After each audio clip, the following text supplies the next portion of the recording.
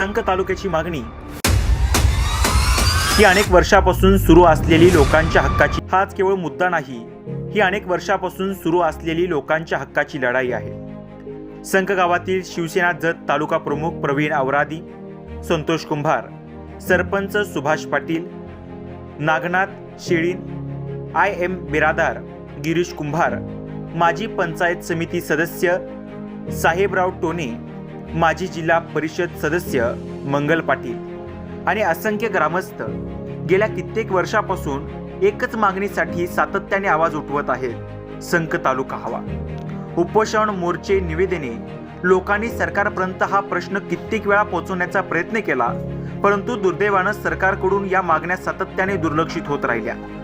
निवडणुका येतात, मोठमोठ्या घोषणा होतात, आश्वासने दिली जातात आणि निवडणुका संपल्या की संक तालुक्याचा प्रश्न देखील मागे पडतो। 2018 साली संक येथे सुरू झालेले अप्पर तहसीलदार कार्यालय हा गावकऱ्यांसाठी मोठा दिलासा होता, परंतु काही राजकीय मंडळी हे कार्यालय संकमधून हलवण्याचा प्रयत्न करत असल्याची गंभीर तक्रार ग्रामस्थांनी सरकारकडे केली आहे। याच कारणामुळे आज संकमधील लोक अधिकच एकत्र आले आहेत, आपल्या हक्कासाठी, आपल्या तालुक्यासाठी आणि आपल्या भविष्यासाठी। गावकऱ्यांनी स्पष्ट मागण्या केल्या आहेत। संक गावात अन्याय करू नका, अप्पर तहसीलदार कार्यालय कायम संकमध्येच ठेवावे, सर्व शासकीय सेवा संकमध्ये उपलब्ध कराव्यात, संक तालुक्याची अधिकृत घोषणा तातडीने करा।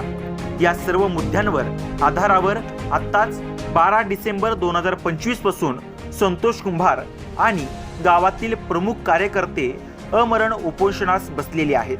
हे उपोषण फक्त एक आंदोलन नाही, ही लोकांची वेदना आहे, ही लोकशक्तीची चेतावणी आहे आणि संक तालुका मिळेपर्यंत हा संघर्ष थांबणार नाही। संक तालुका हवा, या संक तालुका हवा हा मुक्त होणारा आवाज आहे, हक्कासाठी उभं राहण्याचा आवाज आहे आणि हा आवाज आता कुठे थांबणार नाही। अशाच नवीन अपडेटसाठी आमच्या चॅनलला लाईक करा, शेअर करा आणि सबस्क्राईब करायला विसरू नका।